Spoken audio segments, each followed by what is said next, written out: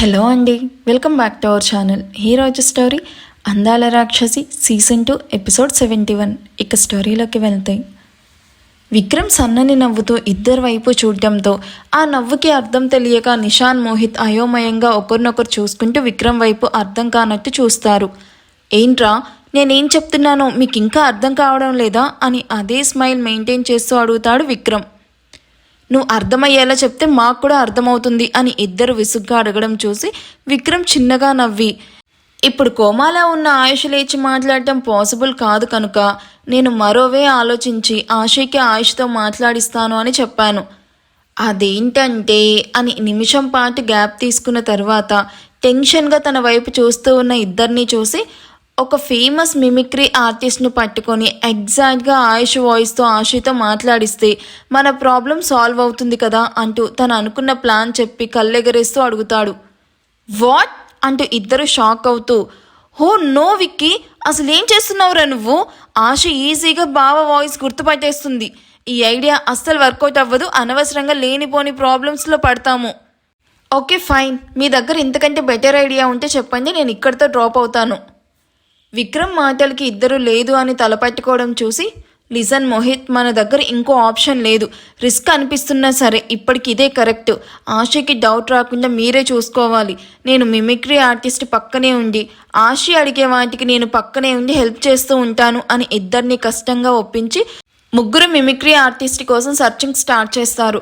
హైదరాబాద్లో ఉన్న top mimicry ఆర్టిస్టుల నుండి 30 మందిని చూసి 10 మందిని సెలెక్ట్ చేస్తారు.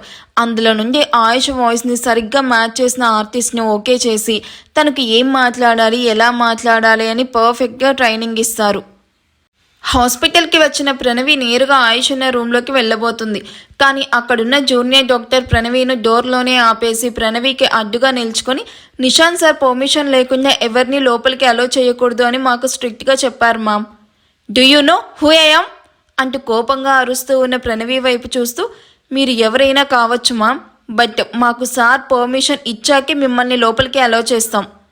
యు జస్ట్ వెయిట్, ఇప్పుడే నిషాన్తో మాట్లాడిస్తాను అని జూనియర్ డాక్టర్ వైపు సీరియస్గా చూస్తూ నిషాన్కి కాల్ చేస్తుంది. హలో, చెప్పు ప్రణవి. ఎక్కడున్నావు నీష్? నేను భావం చూడ్డానికి హాస్పిటల్కి వచ్చాను, బట్ ఇక్కడున్న డ్యూటీ డాక్టర్ నన్ను లోపలికి అలో చేయడం లేదు. నేను హాస్పిటల్లోనే ఉన్నాను. అలా ఎవరిని అలో చేయొద్దు అని నేనే చెప్పాను. అన్నయ్య నార్మల్ అయ్యే వరకు మీరు ఎవరు అన్నయ్యని చూడ్డానికి వీల్లేదు. నువ్వు ఫస్ట్ మహల్కి వెళ్ళు, నాకు చెప్పకుండా అసలు ఇక్కడికి ఎందుకు వచ్చావు? అది కాదు నీష్, నేను ఒకసారి భావం చెప్పింది విను ప్రణవి అని కాల్ కట్ చేసిన నిషాన్ను తిట్టుకుంటూ, నాకు టైం రాకపోదు, అప్పుడు చెప్తే ఒక్కొక్కరి పని అని కాల్ కట్ చేసి తిట్టుకుంటూ అక్కడి నుండి వెళ్ళిపోతుంది. హాయ్ విప్లవ్, ఎలా ఉన్నావు? హలో డార్లింగ్, నేను చాలా బాగున్నాను. నువ్వెలా ఉన్నావు? నేను కూడా అంతే బాగున్నాను. ఇంకేంటి హైదరాబాద్ విశేషాలు? What's going on? ఏముంది షారా, మామూలే. Ayush Varma still and coma. Ashrita ఇప్పుడిప్పుడే క్యూర్ అవుతుంది. తన సిస్టర్ కూడా అవుట్ ఆఫ్ డేంజర్. అశ్రితను మీట్ అవ్వడానికి వెళ్తాను అన్నావు కదా, వెళ్ళావా? తనను మీట్ అయ్యావా?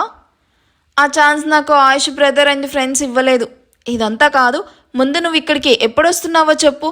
I'm waiting for you. తొందర ఎందుకు డియర్, తప్పకుండా కరెక్ట్ టైంకి వస్తాను కదా. అంతవరకు నువ్వు మన ప్లాన్ ఎక్కడా లీక్ అవ్వకుండా చూడు అని నవ్వుతూ కాల్ కట్ చేసి తన ఎదురుగా ఉన్న ఫోటోను ప్రేమగా తడుముతూ ఉంటుంది. ఇంజెక్షన్ మత్తు వదలడంతో మెల్లగా కళ్ళు తెరిచిన ఆశి ఎదురుగా కూర్చున్న నిషాన్ వైపు చూస్తూ, నేను ఆయుష్ గారితో ఇప్పుడే మాట్లాడాలి నీష్, ప్లీజ్ ఆయనకు ఒకసారి కాల్ చేయి అంటూ ఆవేదనగా అడుగుతుంది. తప్పకుండా చేస్తాను ఆశి, ముందు నువ్వు ఈ కోకోనట్ వాటర్ తాగు అని ఆశితో మోహిత్ వాటర్ తాగించాక నిషాన్ ఆయుష్కి కాల్ చేస్తున్నట్టు యాక్ట్ చేస్తూ మిమిక్రీ ఆర్టిస్ట్కి కాల్ చేసి మొబైల్ స్పీకర్లో పెడతాడు. ఆశకి డౌట్ రాకుండా మిమిక్రీ ఆర్టిస్ట్ నెంబర్ అన్నయ్య అని సేవ్ చేసుకుంటాడు నిషాన్.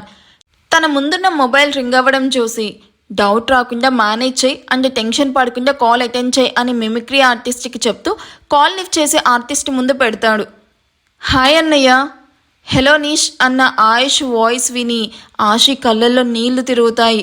వెంటనే మొబైల్ లాక్కొని ఆయుష్ గారు అంటూ ఆనందంగా పిలుస్తున్న ఆశిని చూసి మోహిత్, నిషాన్ బాధగా తన వైపు చూస్తూ ఉండిపోయారు.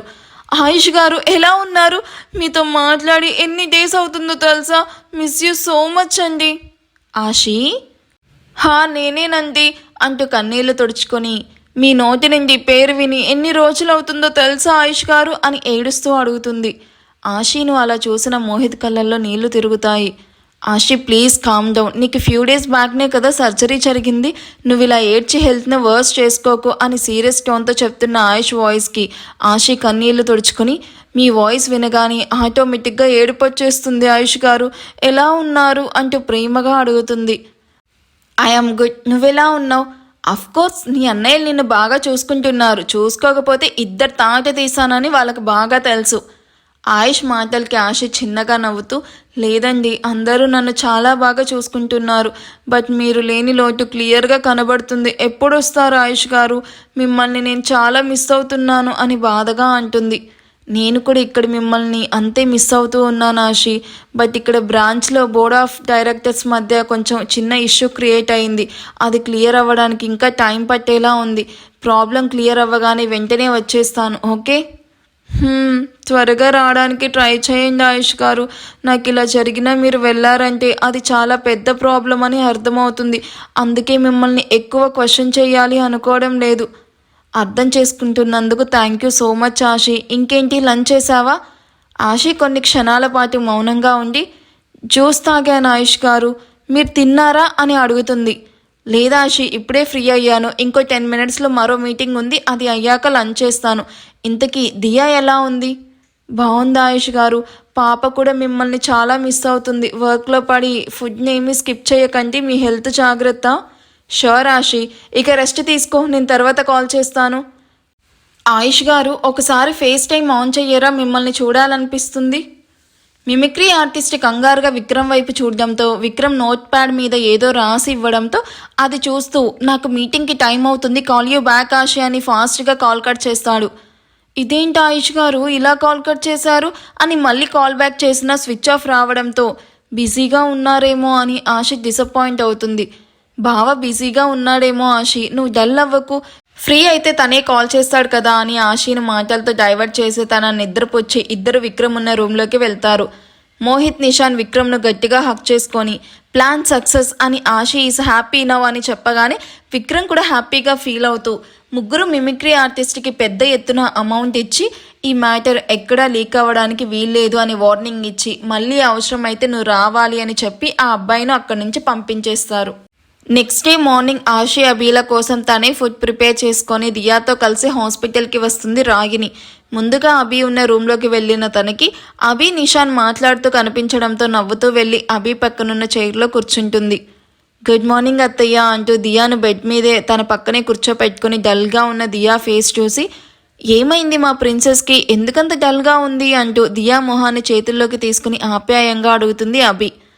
మమ్మకి అబ్బాయింది, డాడ్ స్టిల్ స్లీపింగ్ అంటూ అభి తన చిట్టి చేతులతో చుట్టేసి వెక్కిళ్ళు పెడుతూ ఉన్న దియాని చూసి అందరికీ కళ్ళల్లో నీళ్లు తిరుగుతాయి.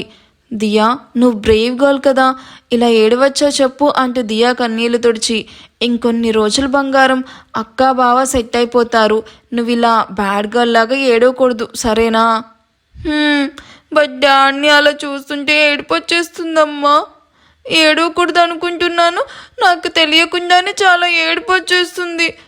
మా అమ్మ కూడా స్టిల్ ఆన్ బెడ్, నాకు డాడ్తో వెళ్ళే రైడ్స్, మా అమ్మతో అవుటింగ్, ఇంకా మా అమ్మ నాకు ఫీడ్ చేయడం, బాత్ చేయించడం, ఐ మిస్డ్ ఎవ్రీథింగ్ అంటూ నిషాన్ మీదకి చేరిపోయి డాడ్ను లేవమని చెప్పు నాన్న ప్లీజ్, నేను గుడ్ గర్ల్లా ఉంటాను, అస్సలు అల్లరి చెయ్యనని చెప్పండి, లేదా నేను మెడిసిన్స్ వేసుకోవడం లేదని చెప్పు, తిట్టడానికైనా డాడ్ లేస్తాడు అంటున్న ఆ పసిదాన్ని చూసి నిషాన్ ఏడుస్తూ దియాని అలాగే ఎత్తుకొని బయటకు వెళ్ళి దియా ఏడుపు కంట్రోల్ చేస్తూ తనంతాను కూడా కంట్రోల్ చేసుకుంటూ ఉంటాడు. మనవరాల్ని చూసి కన్నీళ్లు పెట్టుకుంటూ ఉన్న రాగిని చేపట్టుకొని ప్లీజ్ అత్తయ్య, ధైర్యం చెప్పాల్సిన మీరే ఇలా అయిపోతే ఎలా, ప్లీజ్ కంట్రోల్ అంటూ ఆవిడ్ని ఓదార్చి రాగిని హెల్త్తో వీల్ చైర్లోకి షిఫ్ట్ అయ్యి ఇద్దరూ కలిసి ఆశీ రూమ్లోకి వెళ్తారు. భువన్ ఫోటో ముందు నిల్చుకొని అక్రమ మార్గంలో వెళ్ళొద్దు, మనకి ఉన్నది చాలు, అతిగా ఆశపడద్దు అని ఎన్నిసార్లు చెప్పినా విన్నారా అని ఏడుస్తూ నిన్ను పిచ్చిగా ప్రేమించి మా నాన్ని ఎదిరించి నిన్ను పెళ్లి చేసుకున్నందుకు నన్ను ఇలా వదిలేసి చాలా గొప్ప గిఫ్ట్ ఇచ్చావు భువన్ అంటూ ఏడుస్తూ భువన్ ఫోటో ముందు దీపం వెలిగిస్తూ ఉంది తన భార్య శ్రావ్య. మేడం మిమ్మల్ని కలవడానికి ఎవరో 2 పర్సన్స్ వచ్చారు అని పని మనిషి చెప్పడం విని ఇప్పుడు నేను ఎవరిని కలవలేను, వాళ్ళని వెళ్ళిపోమని చెప్పు మంగా. సారు గురించి మీతో ఏదో మాట్లాడాలంట మేడం, పైగా వాళ్ళు వర్మ ఇంటి నుంచి వచ్చాను అని చెప్పమన్నారు. భువన్ గురించి ఆ ఇంటి వాళ్ళు నాతో ఏం మాట్లాడాలి అని ఆలోచిస్తూ సరే వస్తున్నా వాళ్ళకి టీ ఇవ్వు అని కన్నీళ్లు తుడుచుకొని ఆ రూమ్ నుండి హాల్లోకి వెళ్ళి అక్కడ సోఫాలో కూర్చొనున్న విక్రమ్ అండ్ మోహితులను చూసి నమస్తే అంటూ ఇద్దరికి ఎదురుగా నిల్చుకుంటుంది. సింపుల్గా చూడ్డానికి అమాయకంగా ఉన్న శ్రావ్యాన్ని చూసి ఇద్దరు కూడా నమస్తే చేస్తూ తిరిగి సోఫాలో కూర్చుంటే వాళ్ళను ప్రశ్నార్థకంగా చూస్తూ శ్రావ్య కూడా వాళ్ళ ఎదురుగా కూర్చుంటుంది. ఈ ఎపిసోడ్ ఎలా అనిపించిందో కామెంట్ చేయండి. వీడియో నచ్చితే ప్లీజ్ లైక్ చేసి హైప్ ఇవ్వండి. Thank you for watching. Bye.